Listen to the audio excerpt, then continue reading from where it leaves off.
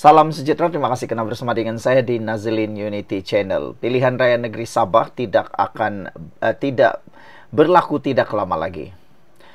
Ada satu soalan netizen, dia nak minta tolong saya buat satu senarai, buat satu konten berkait dengan siapa parti paling penipu di Sabah.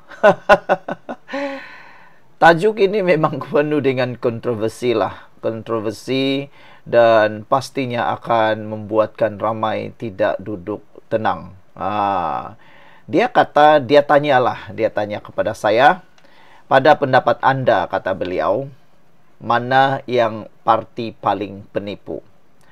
Dia senaraikanlah beberapa orang atau beberapa parti. Tapi saya tak sebutlah, saya tidak mau sebut di dalam konten ini parti-parti yang beliau sebutkan itu. Tapi dia tanya, dia coba bandingkanlah. Mana lebih penipu katanya? Parti pembangkang kah parti kerajaan di Sabah? Saya tiada jawapan untuk soalan itu. Tapi saya mau tunjuk pada kamu semua. Sebenarnya parti penipu tu macam mana dan parti yang tidak penipu tu macam mana? Ialah kan menjelang pilihan raya ni memang akan ada parti yang paling penipu. Anda pun pasti tahu, parti-parti penipu itu dia hanya ada muncul pada waktu pilihan raya. Paling menyedihkan waktu pilihan raya, dialah paling baguslah di mata dunia. Dia pergi ke rumah-rumah, dia ikut orang makan. Kalau ada orang mati, dia datang berhari-hari. Kalau boleh, dia tinggal terus di rumah itu. Okey, tidak mau buang masa. Saya mau kongsi dengan Anda semua. Parti paling penipu di Sabah itu siapa? Saya akan kupas satu persatu dengan Anda semua. Sabah, negeri yang kaya dengan hasil bumi, penuh budaya, dan rakyatnya setia menaruh harapan. Tapi di sebalik semua itu, ada satu fenomena politik yang paling memalukan. Ada parti yang kita sebut boleh digelar parti paling penipu. Mereka datang dengan janji manis, mereka bawa slogan gah, mereka janjikan surga di bumi. Tapi akhirnya apa? Yang tinggal hanya luka di hati rakyat. Soalannya hari ini, siapa parti paling penipu di Sabah? Saya tidak perlu sebut nama. Anda sendiri akan tahu dari cerita yang akan saya bongkarkan hari ini. Tapi sebelum itu jangan lupa tinggalkan komen Anda dengan tanda pagar kami benci parti penipu dan kami sayang Malaysia. Sebelum itu izinkan dulu saya kongsikan dengan Anda semua, ini terapi imun Transovector for Life. Terapi imun yang meningkatkan daya imun badan kita sehingga 400%. Secara umum dan ringkasnya, apabila imun badan kita lemah, apabila imun badan kita bodoh, apabila imun badan kita tidak seimbang, kita kena penyakit dan tidak sembuh daripada semua jenis penyakit. Tetapi terapi imun ini mengajar, mendidik dan menguatkan imun badan kita serta menyeimbangkannya. Apabila imun badan kita sudah kuat, bijak dan seimbang, imun badan itulah yang akan menghapuskan semua akar penyakit yang bersarang di dalam tubuh badan kita. Apabila akar penyakit sudah dihapuskan, kita sembuh daripada semua jenis penyakit. Saudara, produk ini lulus KKM, diperakui oleh dokter-dokter di seluruh dunia dan di seluruh Malaysia. Ini juga adalah produk yang halal. Cepat dapatkannya melalui nomor telefon saya yang tertera. Mungkin ini jawapan yang Tuhan hantar untuk jawapan doa Anda selama ini. Saudara-saudara sekalian, janji manis yang hancur. Setiap kali musim pilihan raya, parti yang kita sebutkan ini datang dengan janji luar biasa.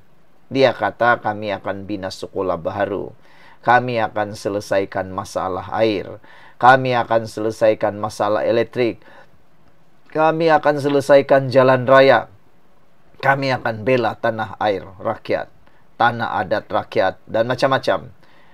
Yang terkenalnya di Sabah, paling yang terkenal ialah kami akan memperjuangkan MA63 dan mendapatkan kekayaan untuk Sabah. Rakyat pun percaya. Sebab lidah mereka ni manis. Ucapan mereka penuh dengan air mata simpati. Tapi setelah kuasa digenggam, janji-janji itu hancur seperti debu.